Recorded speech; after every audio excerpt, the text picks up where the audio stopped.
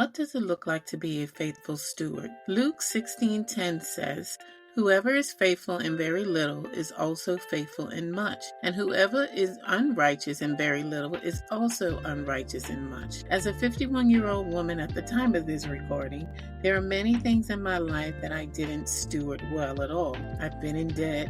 I've messed up my relationships. I've wasted time, and I've even squandered my gifts and talents because I was too afraid to try. Luke 16 records the parable of the unjust steward to remind us that if we are not faithful in managing earthly things, the little things like money, possessions, and responsibilities, how will we ever be prepared and positioned for the true spiritual blessings that God wants to give to us? The focus of Purpose Minded Woman has always been about helping Christian women steward their calling, their gifts, and their time in obedience to God through faith-driven productivity and purposeful living so they can build God-centered businesses and impact lives with clarity and confidence. When we learn to use our time wisely, edify others, and glorify God with our talents, and spend our money responsibly, we will have more kingdom impact. When we choose to execute on the purpose God has for our life,